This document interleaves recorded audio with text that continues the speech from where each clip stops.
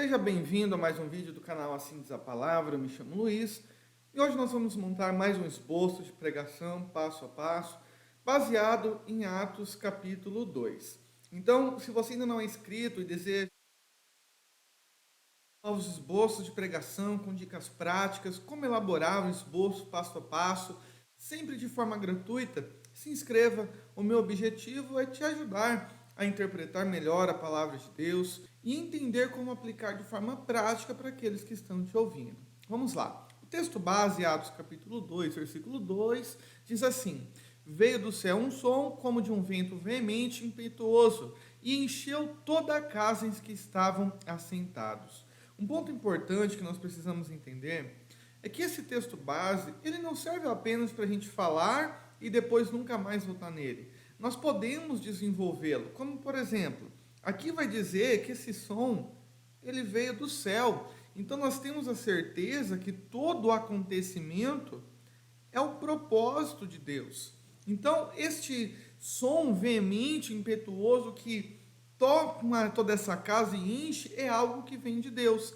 E através disso nós podemos então fazer nossa introdução. Primeiro, todos estavam reunidos. Aqui nós podemos tirar lições como a necessidade da comunhão. Como, por exemplo, nós podemos aqui tratar a respeito da oração em conjunto. Em segundo lugar, nessa introdução, é que todos estavam esperando a promessa. Ela é uma promessa para todos e não apenas para alguns. Aqui em Lucas 24, 49, Jesus vai dizer que eles deveriam ficar em Jerusalém. Certo? Então era uma promessa para todos que permanecessem. Tanto é que se a gente estudar Atos capítulo 2, nós vamos ver que eles saíram mais de 500 discípulos, mas quando eles foram batizados com o Espírito Santo, havia aproximadamente 120. E em terceiro lugar, essa promessa o mundo não pode receber. Um ponto que muitas vezes nós deixamos de comentar, quando estamos falando de Atos capítulo 2, é o que está escrito em João 14, versículo 17. O mundo, ele não pode receber o Espírito Santo.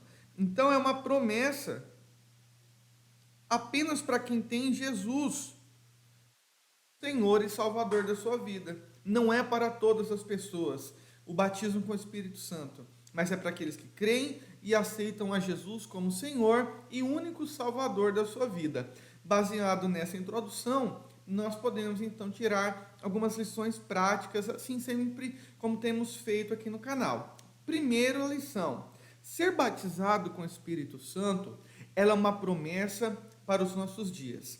Há muitas doutrinas equivocadas que falam que o batismo do Espírito Santo é apenas coisa do passado, se cumpriu em Atos capítulo 2, e ali para frente já não teve mais batismo com o Espírito Santo, mas quando nós olhamos para a palavra de Deus, isso não é verdade. Então é importante nós falarmos que o batismo com o Espírito Santo é para os nossos dias. Joel capítulo 2, versículo 28, vai nos ensinar que o derramamento do Espírito Santo é sobre toda a carne, então não se limita apenas às pessoas daquela época. E Jesus falou que deveriam ficar em Jerusalém para receber o batismo com o Espírito Santo. Mas um versículo que a gente jamais pode se esquecer é de Atos capítulo 2, versículo 39. Preste atenção, porque a promessa vos diz a respeito a vós, que aquele tempo, a vossos filhos, que está falando da próxima geração, mas não acaba aí. Veja que fala a todos que estão longe e a todos quanto Deus, nosso Senhor, chamar. Então, até os dias de hoje, nós vemos o nosso Deus chamar pessoas para a sua obra, para ser testemunhas fiéis sobre toda a terra. Então, enquanto houver o chamamento de Deus, o chamado de Deus, vai haver batismo com o Espírito Santo para capacitação da obra. Segunda lição, muito importante: nós somos cheios do Espírito de Deus para cumprir propósitos divinos. Não somos cheios apenas para nos alegrar ou ter experiências com Deus. E é sobre esses propósitos que eu quero tratar um pouquinho agora nesse esboço de pregação. Primeiro propósito, somos cheios do Espírito Santo para que Deus possa tirar a nossa esterilidade. Isaías capítulo 32, versículo 15. Até que se derrame sobre nós o Espírito lá do alto.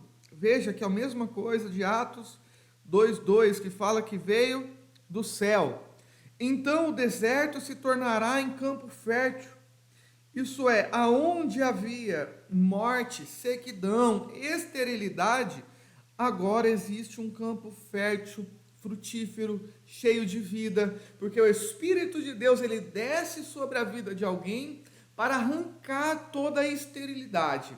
Continuando, e o campo fértil será reputado por um bosque. Isaías 35, versículo 7, também é muito importante, porque ele fala que a terra seca se transformará. Isso é, haverá um momento onde a vida será derramada. Então, a maneira que o Espírito de Deus é derramado sobre uma pessoa, tudo é transformado, tanto as coisas físicas como as espirituais. Preste atenção, e a terra sedenta, que até então estava sem vida, seca, se tornará em mananciais de água.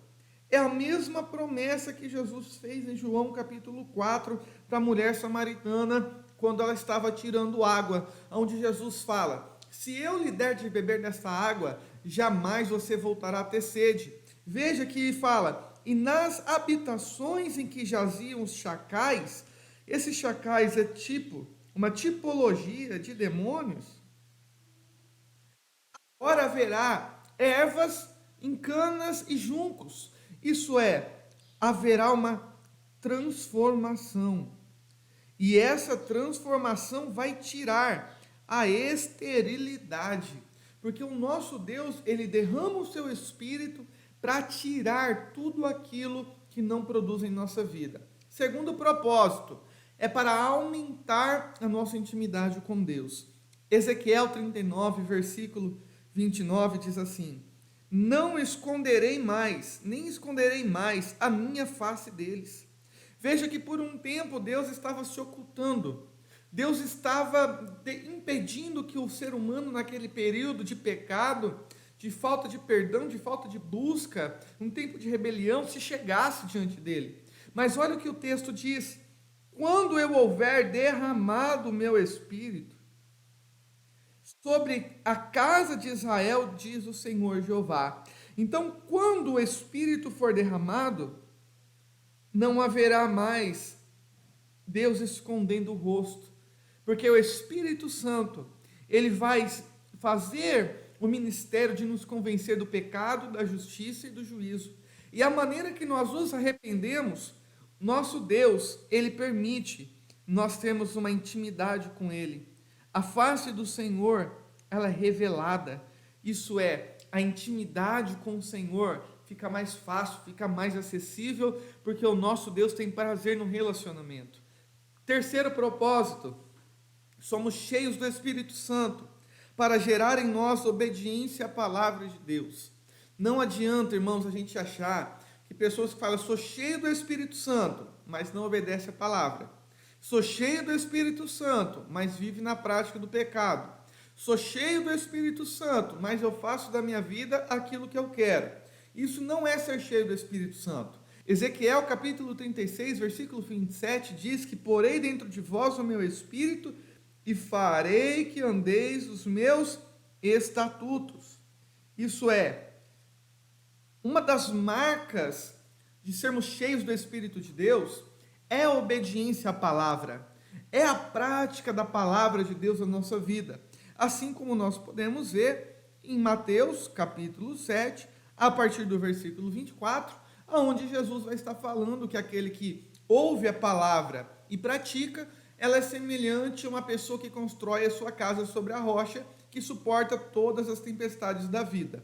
Mas uma coisa que a gente se esquece é que para colocar em prática essa palavra em obediência, nós precisamos do Espírito de Deus sobre as nossas vidas. Quanto mais cheios do Espírito de Deus nós somos, mais obedientes à palavra nós somos. Não existe uma pessoa cheia do Espírito de Deus que que não obedeça à Bíblia, que não deseja viver de acordo com os estatutos, com a palavra de Deus. Vamos lá. Quarto e último propósito. Esse é o mais conhecido, por isso que eu deixei por último. Somos cheios do Espírito de Deus para nos tornarmos testemunhas de Cristo. Então, antes do batismo, antes da experiência com o Espírito Santo, vai nos faltar poder para ser testemunha. Vai nos faltar ousadia. Então é importante para sermos testemunhas, sermos cheios do Espírito de Deus. Veja o que está escrito em Atos 1:8. Mas recebereis virtude do Espírito Santo, que há de vir sobre vós. E depois que nós recebemos as virtudes, então nós seremos testemunhas, tanto em Jerusalém, como na Judéia, como em Samaria e até os confins da terra. Então, uma pessoa cheia do Espírito Santo, uma das suas marcas é o evangelismo. E também o compromisso com as missões. Essas missões, elas podem ser locais, mas também podem ser mundiais. Então é muito importante a gente entender que o Espírito de Deus nos enche com propósitos. Eu espero que você tenha entendido até aqui. Para concluir esse esboço de pregação, é importante nós concluirmos dizendo que ser cheio do Espírito Santo, em primeiro lugar, ele é um privilégio. O mundo não pode recebê-lo. Aqueles que não vivem em obediência não podem recebê-lo. Aquele que não deseja viver em santidade não pode recebê-lo. Mas também é uma grande responsabilidade. Porque a partir do momento que nós somos batizados do Espírito Santo, somos cheios do Espírito Santo, nós devemos agir segundo os propósitos divinos. Eu espero que esse esboço de pregação possa ter te abençoado e te ajudado a entender melhor a palavra de Deus. Se você ainda não é inscrito, se inscreva, que Deus te abençoe em nome de Jesus e até o próximo vídeo, assim Deus nos permitindo. Um forte abraço, até a próxima.